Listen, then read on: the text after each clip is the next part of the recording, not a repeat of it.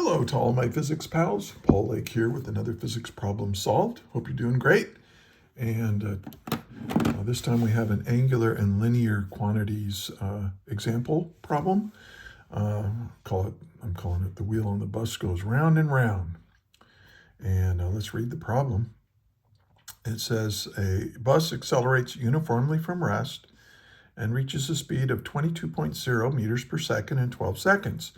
If the diameter of a wheel on the bus is 140 centimeters, find A, the number of revolutions the tire makes during this motion, assuming that there's no slipping, and B, what is the final angular speed of the tire in revolutions per second.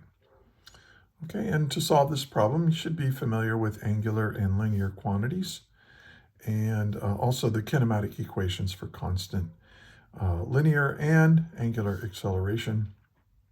We'll be using some of that. And yeah, so what I suggest you do is pause the video right now and work it yourself, and then unpause the video, compare your work with mine. Feel free to skip around all you need to, but I do teach how to do these problems. So it's not just a straight out solution. I'm actually doing some instruction, so keep that in mind. And let's get started. So we've got a bus with a wheel on it. Now I like to draw pictures of the problem. So here's a wheel on the bus. Here's another wheel on the bus. This is going to be a very strange looking bus. Okay, so yeah, space bus. I don't know. All right, so now this bus starts from rest, so V naught equals 0. And that means that omega naught for the wheel equals 0 as well. Okay, so then the final velocity of the bus is 22.0 meters per second. And this happens after a 12-second time interval. Now I give the diameter of the wheel was given. I don't write these problems. My tutoring clients send these to me, and so if you're in need of a physics tutor, check the description. There's a way of getting a hold of me in there. All right. So this is the diameter is 140 centimeters. That's what's given. And what are we trying to find? Well, we want to know how many times is this bus is going to run like this, and how many times is this wheel going to rotate. So we want for A, we want to find the change in angle. This is really our angular displacement, but we want it in revolutions. And then for part B, we want the final angular speed of the tire in revolutions per second. So how fast is this thing spinning? We call that omega. That's not a W. And this is in revolutions per second. Okay. Now, if you've tried this already, and if you got stuck, take a look at this. These are the quantities that we're going to be using. And I try to do this for every little, when I'm working physics problems, I create an equation list. And here's the kinematic equations for constant angular acceleration. But of course, these equations are virtually the same for linear motion as well. And then here are the relationships between linear motion, arc length, and theta, angular velocity, linear velocity, angular acceleration, tangential linear acceleration, and then of course we have this for centripetal acceleration. So anyway, take a look at that, and here's what all those variables represent. It's a quantity chart here. So maybe pause the video and try again. All right, so let's do part A. Now I want to find the change in angular position. And of course I've got various kinematic equations I could use. I'm going to use this one.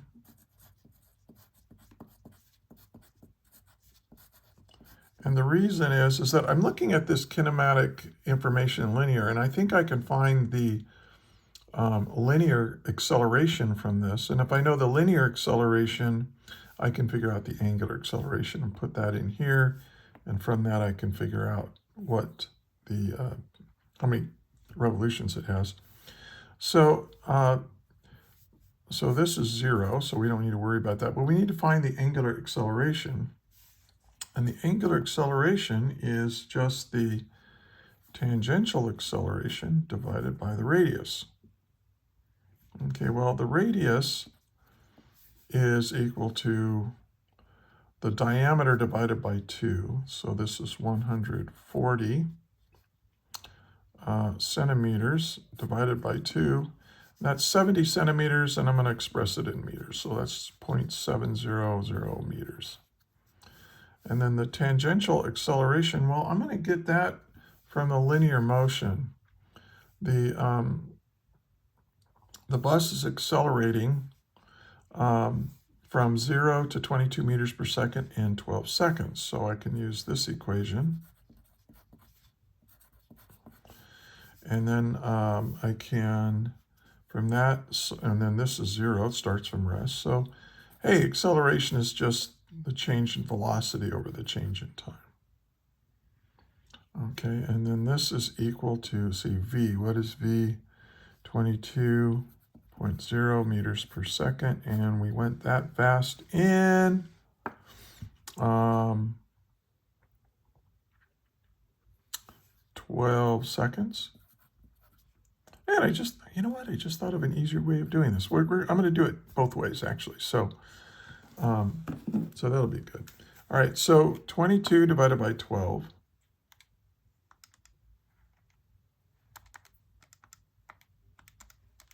And that's 1.83.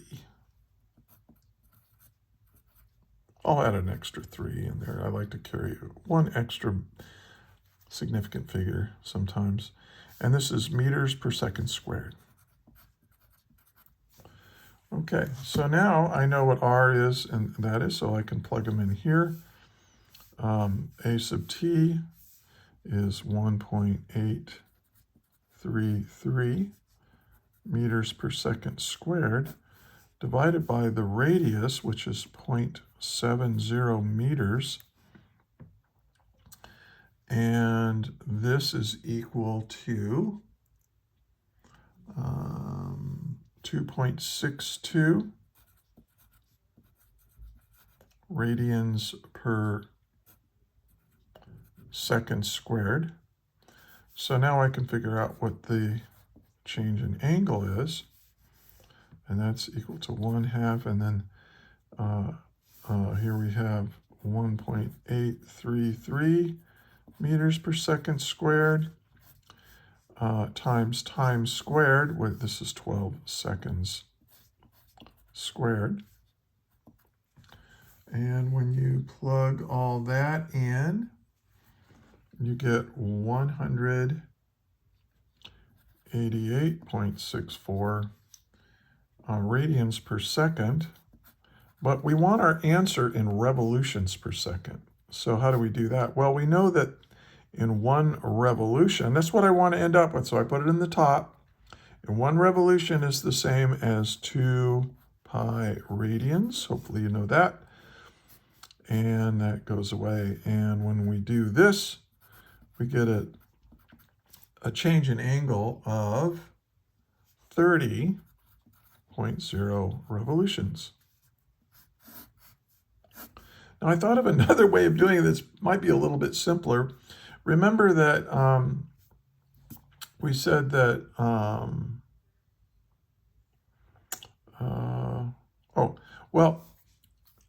if I have a, let's figure out how far the bus goes. Let's just figure out what delta x is, because this is equal to v naught t plus 1/2 a t squared.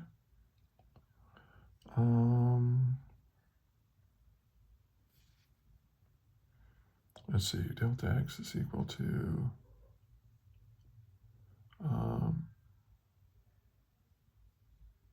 I'm going to use a different one. Okay, I'll try to speed this up. Delta x equals, I like using v plus v naught over 2 times time. The reason I'm using this one is because all these values are given. This is 0 at time and velocity. So this is, velocity was 22.0 meters per second. I'm going to divide that by 2 and multiply that by 12 seconds. That gives me a change in position of 20, so that's 22. See, 12 divided by 2 is 6. So 22 times 6 is 132 meters. Now, the reason I'm going to check this work by saying, okay, so how many times does the wheel rotate in 132 meters? Well, each rotation is the circumference of this circle. So I can say delta theta in revolutions, well, it's going to be 132 meters, but I'm going to say that there are 2 pi r, and what is the radius? 0.7? 0.7 meters.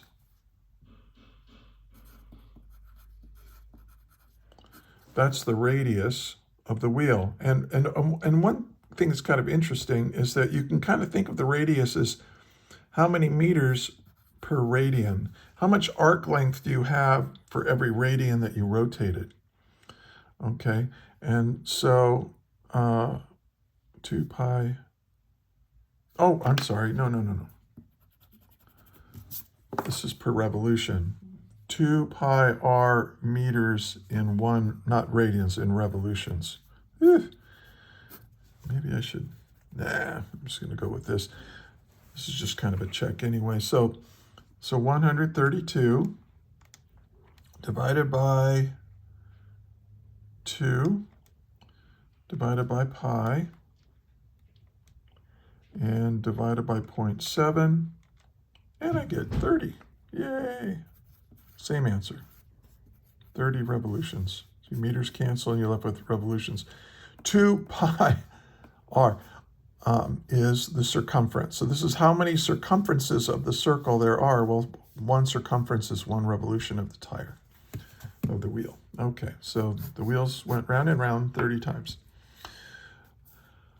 Okay, sorry for that awkwardness there, but you know, you get what you pay for. All right, so B, what is the final angular speed of the tire in revolutions per second?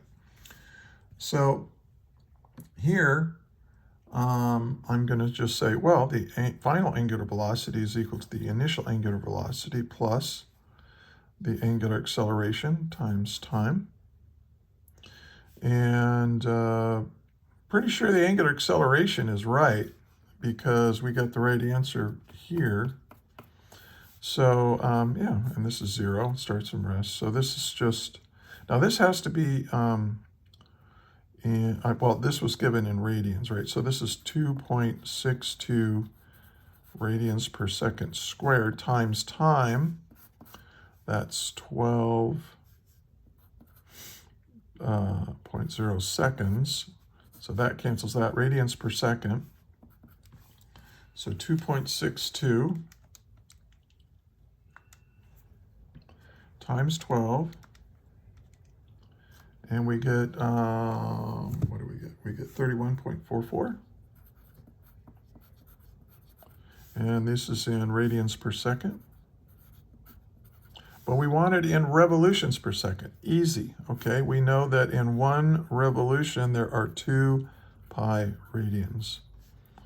So I just need to divide that answer by 2 pi. So divided by 2 divided by pi. And I get 5, exactly.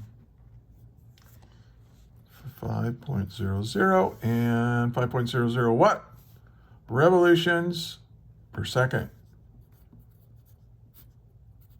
That's my final angular velocity of the tire. So the tire is spinning 5 times every second. And yeah, so hopefully that all makes sense to you. Hey, if you did find this useful, please like, share, and subscribe. Check in the description. I have links to more to lectures and to more example problems for all kinds of different physics. And I'm also, like I said, a tutor, an online tutor. My rates are reasonable, and I'm pretty good at this. So, hey, if you made it all the way to the end, I want to thank you for watching. And until the next video, may the net force be with you always. That is all.